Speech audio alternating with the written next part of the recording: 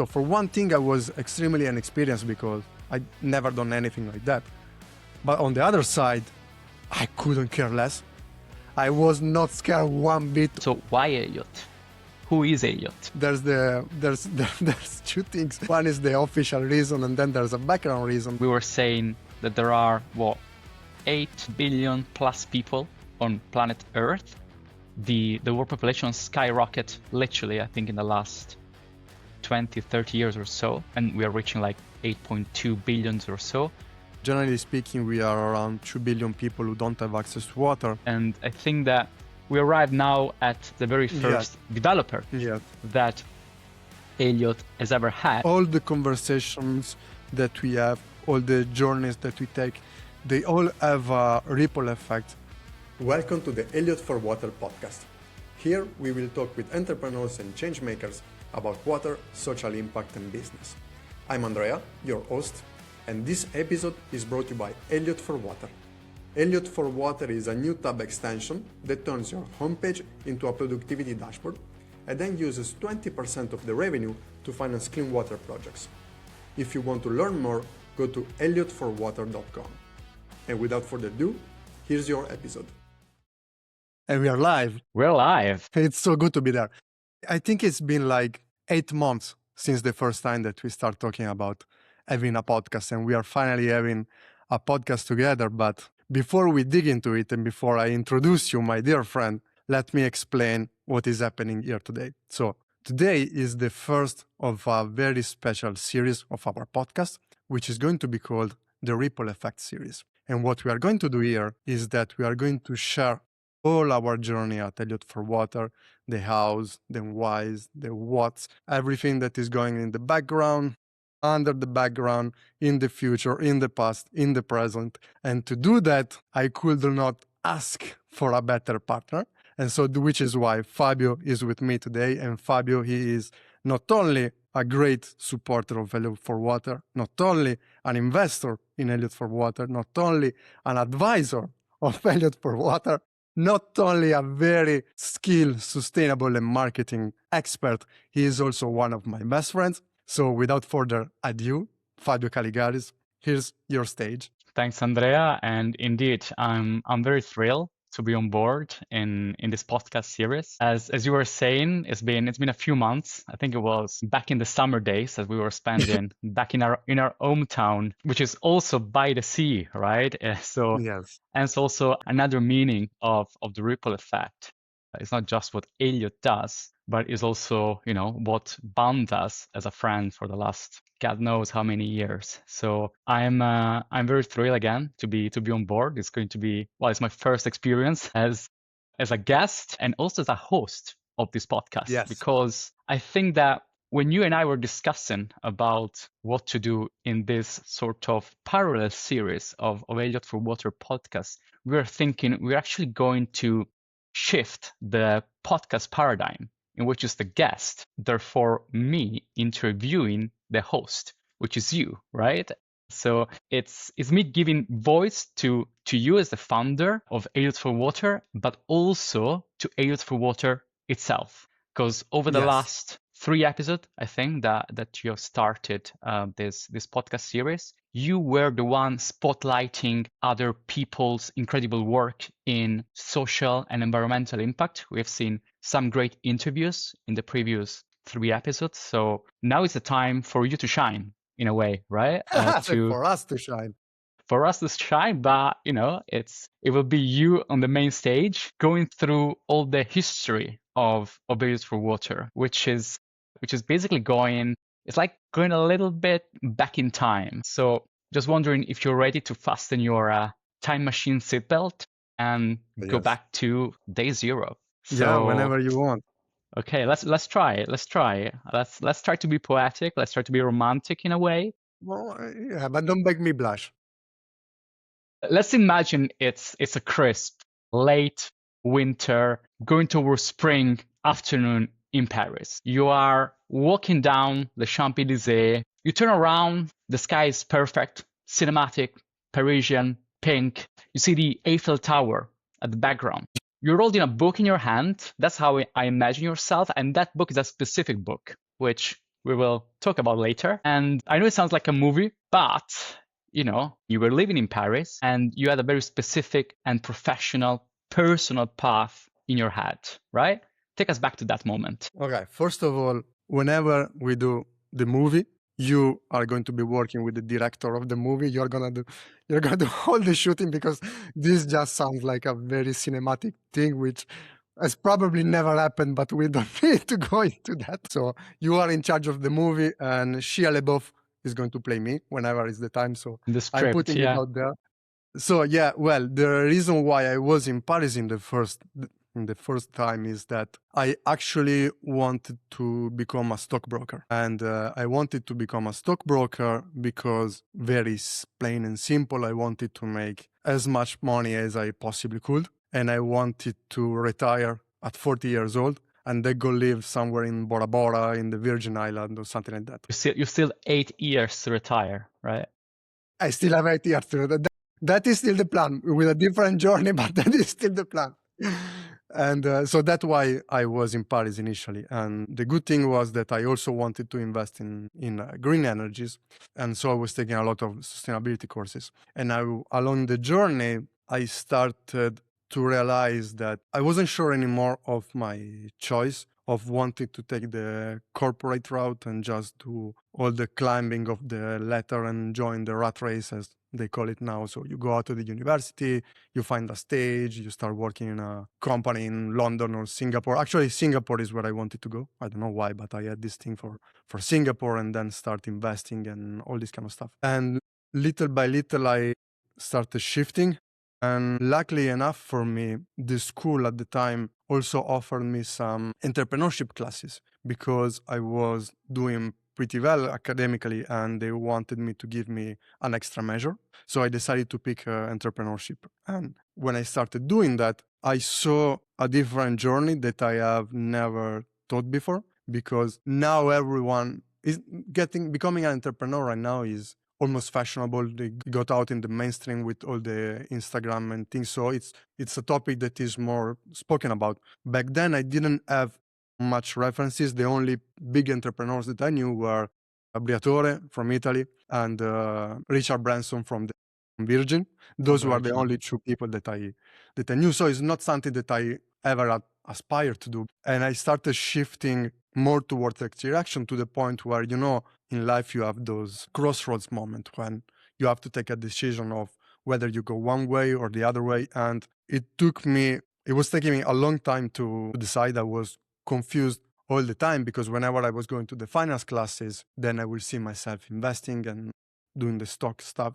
And then whenever I switch to the sustainability and the entrepreneurship classes, then my mind will just start daydreaming about creating something of my own and doing something totally different. And in that same time, as you briefly mentioned, I was also reading a book, which is The Alchemist from Paulo Coelho. And it was a book given to be my mother as a sort of initiation to the adult life, in a way. The Alchemist is a very good book if you want to start seeing life in a certain way. It's like your primary school kind of book where you learn how to read. And in that book, he was explaining how people have their own personal legend, their own journey, that regardless of what it is, whatever journey it is just as good as any other journey.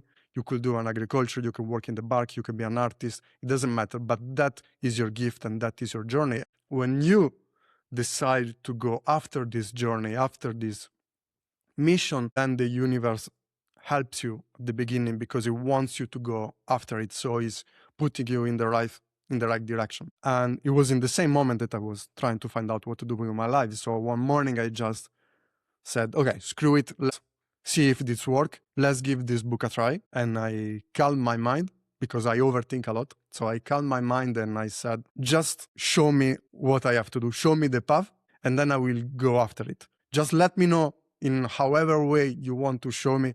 Just let me know, and then I'm going to follow it. Same morning, I kid you not, it was, I think, 1 hour after. I arrived at school and I had a leadership classroom, an entrepreneurship classroom, something like that.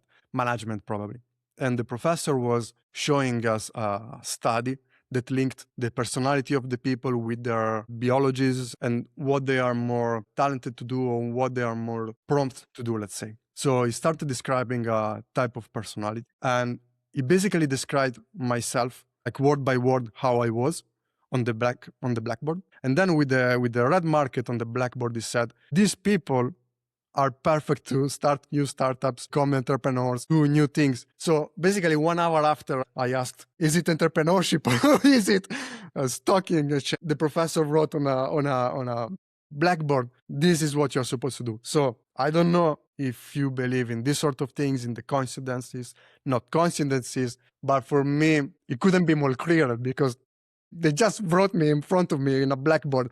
This is what you're supposed to do. So you either It's follow it or you see everything. So from that moment on, I just gave up on everything that was not entrepreneurship. I have that type of personality where I sometimes take a lot of time to decide, especially in the past, a lot of time. But when I do decide, it's boom, full on. So that's you go how straight. I decided to go straight into entrepreneurship. I didn't know yet what I was going to do. I had no idea at the time. I just knew that I will do something on that word. So that's how Paris and then the sky, roses, skies, and the Eiffel Tower plays along. And the book, of course, because it's a lot. It's like all the planets have aligned in like the right and perfect moment in a way. I mean, first thing, I appreciate, the fact that when you were saying that back in those days, we didn't have much of Instagram and influencers telling you how to be an entrepreneur. I mean, bring us back to, well, it wasn't an analytic time, but still,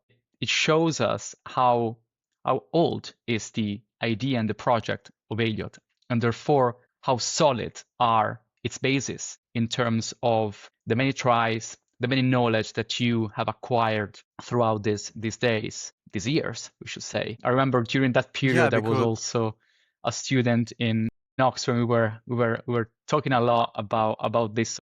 It's also kind of memorable for me because it brings me back to those days, and I think it's really important what you just said on an entrepreneurial basis, because sometimes you kind of think, you kind of imagine what you will do when you grow older, because we're talking about students here, but also sometimes you have to be very open-minded to what comes towards you and be ready to, by being open-minded, you are ready to accept certain things that the life or the universe, as you said, brings to you. And those are all little pieces of the puzzles that you put together. And let me tell you something about this, because this is something that I have never said out loud. No one knows it, but it's not something big, but it's just something that I always kept to myself. When I was a kid, like we are talking about 6 years old, 7 years old, something like that. And I used to go with my mother to the church, mass and all this kind of stuff. And I will see from time to time people coming from charities or priests coming from a mission in Africa and talking about what they were doing and their mission there and trying to help people and stuff. For all my childhood, every time that I saw something like that, I always thought, I'm never going to do something like that. This is something that I could never do in my life. I just don't understand that it's not something that matched with me at all. So from when I was a kid, what we are doing now was on the complete opposite of where I am now. And then life goes in circles. You come back, and that's actually my mission now. So it's just funny to also connect the things when you and see where the life brings you. The first Andrea in Paris as well was a little bit different, right? Because you wanted to be a stockbroker. So you were literally on the opposite side of being an impactful entrepreneur on the topic of water. So this shows also how many times someone can change his route in their life, right? So it's also another good experience, I think, that, and part of the journey that brought us and brought you to think about Elliot. So okay, that's good. I think that we have some good groundings here in terms of background where it all started. Well, Paris was key in a way. It was key for you to be a foreigner student in a foreign countries for us Italians. But then, if I remember correctly, you go back to Italy for the summer break, and that's where something about Elliot starts kicking in, right? Yeah. So like you said, and I even forgot about it, I was supposed to go back in Italy for the summer vacations. And strangely enough, every time I go back to somewhere for summer vacation, I end up staying there 2 years instead of 2 weeks. It happened multiple times. And in that case was actually to start Elliot because I went back and I was thinking about what I could do. The inspiration actually came from something that has nothing to do with this because I was watching a movie. I was watching Troy with Brad Pitt. And one of the scenes when Achilles, how they say it in English, was talking with his mother, and his mother told him that if he decided to go to Troy, he will be remembered for the rest of the centuries, and centuries everyone will be talking about it. And that just sparkled something in my head. It's not that I wanted to remember for centuries. I couldn't care less about that. But I started thinking and I realized that if I decided to create a company for the only reason of making money, it would have not made any difference in the world, and it would have not made any impact either on people or the planet or whatever it would have been my mission. So I realized that I didn't want to make money for the sake of making money. I wanted to make money, but I also wanted to have an impact in the world, in the planet. And then I started connecting the dots. And you know, when you have these epiphanies moments that every 3 seconds something came up, and just you connect the things. And thinking about that, I said, okay, I want to do something that in 100 years, when I'm not here anymore, is still going to be there and is still going to be helping people. And water just came right after because, and we can talk about water for ages, but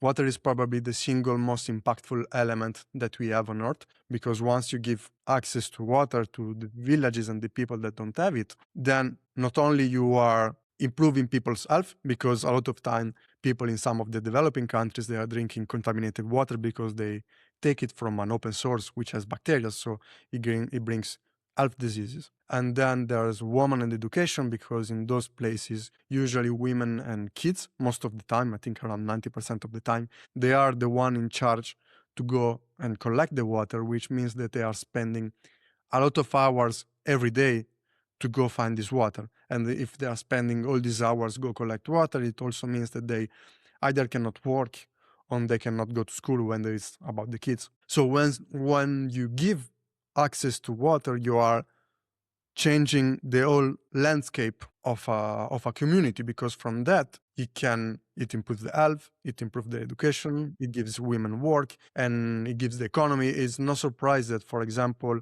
economically speaking, for every dollar that you invest into access to safe water, there's a return that goes from $4 to $12, because everything explodes from them. And that is where I decided that water was going to be the thing, because it was going to be the most impactful thing that I could do. And something that we didn't mention was, now Elliot for Water is a dashboard, but it wasn't always the case. Elliot for Water was a search engine like Google, and then always part of the profit revenue was going to the water project. So initially Before going into that topic of starting Elliot, I think we should analyze a little bit more the topic of water, because as you said, for us living in Europe or in the Western countries, it's something very normal. You're thirsty or you have to wash dishes, you turn on the tap and water just come through it. But as you were saying, in other places like Africa in particular, where the majority of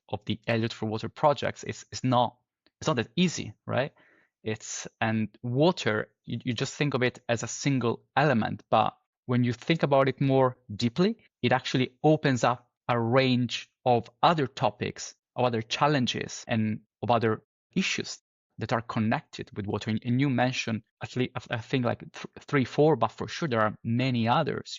I also remember once I went right before the pandemic.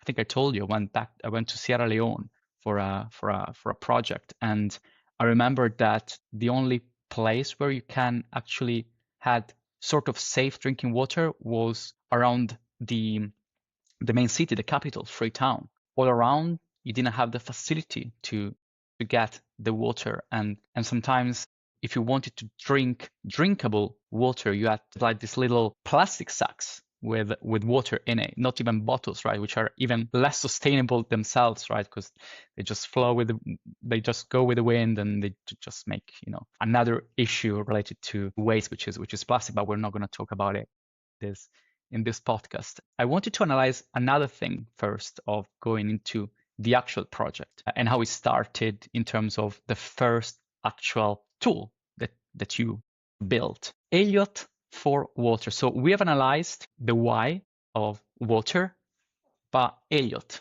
why Elliot? Who is Elliot? Yeah, so Elliot comes from a couple of things. Sorry, I know the answer, so I'm just laughing before I say that aloud. There's there's two things. One is the official reason, and then there's a background reason. So the official reason, which is both are true, they are both true at the same time. The official reason was that Elliot is a sort of homage to an ancient Greek god whose name was Helios. And Helios was one of the he was there even before Zeus. And he was the god of life, the god of energy, the god of light. So the god of sun, actually. And the whole god represented life itself. And when you think about it, water is life, because without water, you don't have life in general. But that's not entirely true.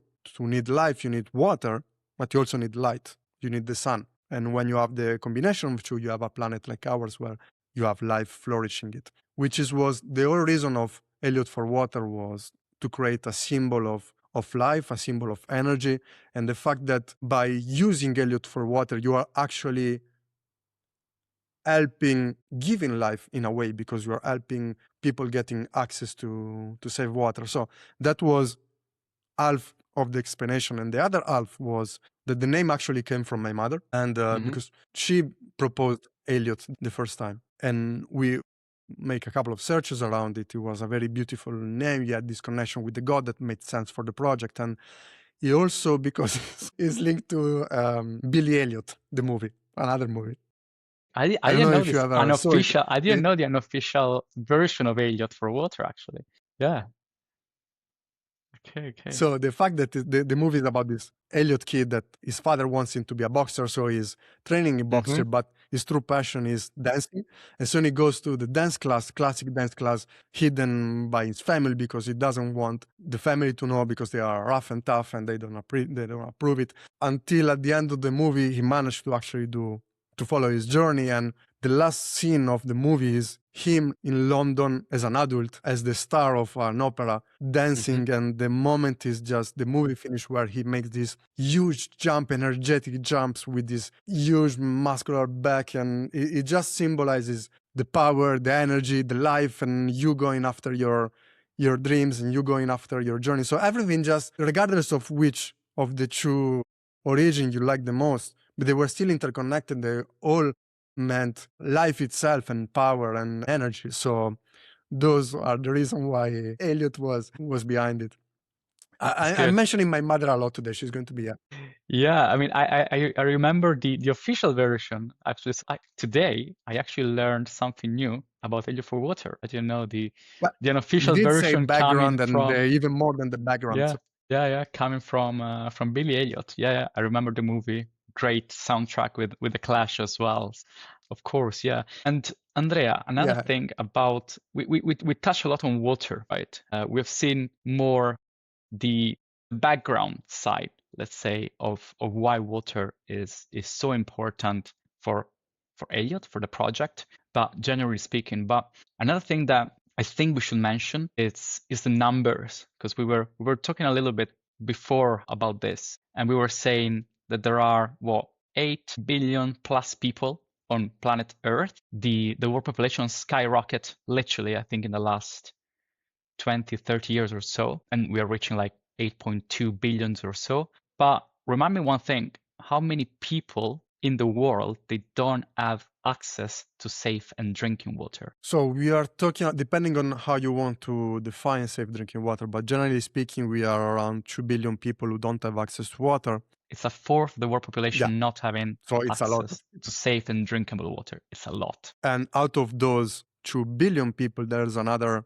600 million, for example, who technically have access to water. But the issue is that they paid 10 to 15 times more than what they should, which means that they have to decide on either not having access to water or stay in poverty. Because imagine I go to buy a liter of water and I pay 20 pounds. It's not sustainable for me, it's not sustainable for you, it's not sustainable for anyone. So those are the numbers, generally speaking. 600 million. And even when they do have access to water, sometimes it's access that is not inside the house, it's outside. So it's either from You have another 1 million people who just takes it from rivers, and then you have bare-holed wells, so meaning that are wells that are built, but they are built without a cover. They are open air, so whatever animals and dust and things can get inside. And then some others are in the middle of free villages, meaning that you have to work hours, so maybe they are considered access to water. This, you see what I mean? It's still far, it's still not It takes safe, and time. it's still It takes time to go and get the water. It's takes like time. commuting in a way, right? I mean, we commute to go to work, Yeah, it and is you commuting got for them. people commuting to go and get clean and accessible water, which is insane in a way if you think about it. But yeah, so I mean, I think that's a good overview of and we spent quite a lot of time talking about Elliot for water and the meaning of it. And then yeah, as you were saying, there's a specific moment you were back in Italy. I think you were in Piedmont, and you actually, when you start developing this idea of Elliot for water, you met a person Yes. there in Piedmont, this Okay. little village in Piedmont, right? Who, by the way, is Greek, if I remember correctly. In Cherasco, Here in the Langhe. in the Yeah, Langhe, so the yes, Greek guy, exactly, in Yannis. Carrasco. So So yeah, we go back to the Greek meaning of Elliot. I have another story about that, because this links Okay. with this person as well. I didn't want to mention it before, but because I knew Okay. we will end up here in one way Spoiler. or the other. So, uh, so as I was saying, as we were saying, Elliot for Water, originally the very, very first version was a search engine like Google. And then part of the money was going to the water projects. So the way it started is that I had these ideas, and I didn't have. Okay, so for one thing, I was extremely inexperienced because I'd never done anything like that. But on the other side, I couldn't care less. I was not scared one bit of Google, Bing, Yahoo, ChatGPT, whatever it is. So that was the mentality that I had in terms of being scared of doing things. And so this goes to say that from the moment that I had an idea to the moment that we actually start developing, it took 2 weeks. So pretty quick. That was And quick, yeah. the way it happened is that I was in this village in Carrasco in Italy, because my family was there at the time, and I went there after Paris, and there I had this moment. And we were living in a flat who was connected to an hotel, so we were also spending a lot of time in the hotels. My sister and I would go have breakfast there, as it was a cafe, and we got together with all the people working there. And one of the ladies working there at the reception used to live in Australia. And in the same moment that I had this idea, this Greek guy, Yannis, he came to visit her because they were housemates in Australia. And he came to visit her to say hi right before moving back to Greece. So from Australia, he was moving back to Greece, and he made this stop in Carrasco. Little did he know that he would meet me in the way. So he didn't move back to Greece eventually, because we found out that he was a developer, and we started talking, and I said, okay, can you actually build a search engine? And he said, okay, yes, I can. And so what he did, which I'm extremely grateful for, because now with the experience that I have, with everything that I know, I would have just gone remotely 100% like we are doing now. Back then, things like that didn't exist yet. I mean, at least they weren't known. So he stopped in Carrasco for almost a year. He lived there. Wow. To build this thing with me. And the funny thing about Elliot and him, it was the moment I saw him, he reminded me of an actor from According to Jim. In Italian was La Yeah. Vita Secondo Jim. Yes, yeah, I It was, remember the TV series, yeah. it was one of those secondary, yes, it was one of the Characters, secondary yeah. actors. And I saw him, I reminded of him. And when I was working on this, I was working on the name, and then I go on Google and I look for Elliot, and I go on the images. I kid you not, the first image that I see, or one, in any case, it was in the first page that I see, was that actor that he reminded me of. And I had no idea his real name was Elliot and something. So again, when you No see all way. these coincidences, and I was like, okay, that is the guy. We know that he is going to be the one that is going to go on this journey with me at the time. So that was actually happening, and he stopped there. And we started working together on this. He was taking care of the tech. I was trying to take care of the business side, finding the partnerships, the charities, the legal stuff. It was funny because back in the time, there was no Wi-Fi. The Wi-Fi wasn't spread as much as it is right now, especially when you move in those Airbnbs, which wasn't even an Airbnbs, You was can those tell you're rental talking house about for history short term. here, when Wi-Fi wasn't that spread as it's today. Yes, it's an age ago. And so he was working with, we got him those Wi-Fi keys from Three or Vodafone. I don't remember what it was. Those portable little moment who had the gigabytes, limited gigabytes. So when you're done, you needed to recharge them again. And You have to recharge them for one again thing, they over were and good over. enough for me. Because for me, they were enough to watch a movie from time to time, but he was crushing it. Every 2 days, he will call me on the phone and we will meet and like, Malaka, we broke the internet again. We need to recharge the thing because we are over. But I was like, we charged him 2 days ago. Yeah, but it's over. It's finished. We need the Wow. internet again. So he was switching between working at his house and working in the cafes to basically work with their Wi-Fi's, and we will spend a lot of time in cafes to the point where it was not just consuming the internet. Like he used to say a lot, we broke the internet. But what he meant is that we literally burned out the keys, the portable keys. He was using them so much that we had to change them 2 or 3 because they couldn't keep up with the amount of work that he was doing at the background. So it was super.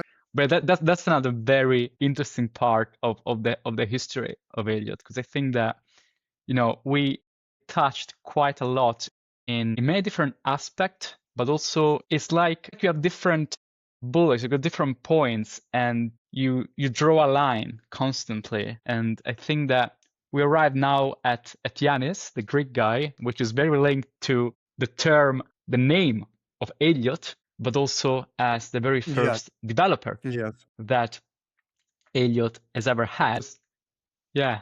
And it was at the right place at the right time in this little village in the Lange area. It was like a sort of coming from the universe again, right? Well, I think that, I don't know about you, but I think that we've spoken a lot about, the history of Elliot today.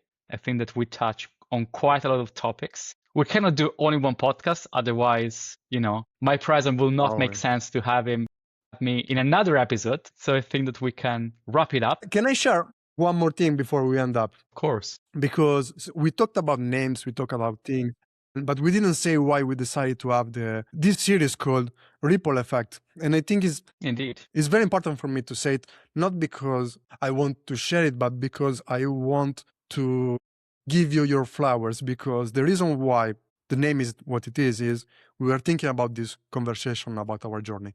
Initially, the name that was put out was Fire Chat Conversation or something like that. And then we started thinking, okay, the name is cool, but it has nothing to do with us because we never had conversations in front of fire. But what we did have, a lot of conversation in front of the water, because where I was born originally is on the seaside in a village called Lagueia, and it's basically where you also grew up in a way because you had your second house there, but I'm pretty sure you spent most time there that you spent in your actual hometown, and that's where we created our connection. That's why we decided to go with the water name, and the ripple effect was that all the conversations that we have, all the tasks that we do, all the journeys that we take, they all have a ripple effect. Starting from the water project that, like we mentioned, they grow into education, health, school, water, and women and everything else. But also every conversation that we have between ourselves brings a decisions that then brings more actions, that brings more results. Even just more impact. Us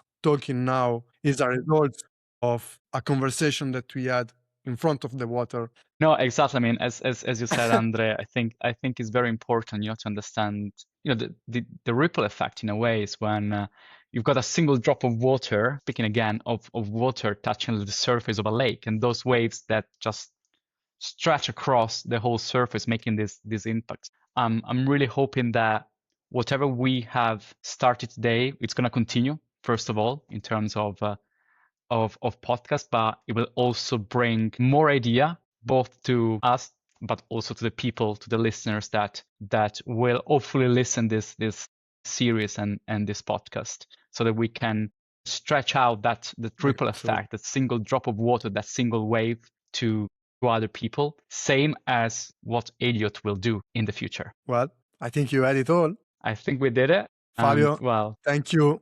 Thank you Thank very you, much Andrea. for joining me. And as always, quick reminder that right now, today, Elliot for Water is a new tab extension that turns your homepage into a productivity dashboard and then uses 20% of the revenue to finance clean water projects. So if you want to learn more, and then if you want to give it a try, just go to elliottforwater.com. You can add it to with one click, and then you can start working, being organized, and ripple affecting your impact with your daily tasks and organization. And wherever you're listening, either YouTube, on Spotify, remember to like, follow, and comment. It's gonna mean a lot. It's gonna help us grow. So anyone, I think we can close it here now. Fabio, again, it was an absolute pleasure. And I hope you enjoyed it as much as I did. And I will see you in the Indeed. next episode. Thanks a lot. Thanks, Andrea. Bye-bye. Bye.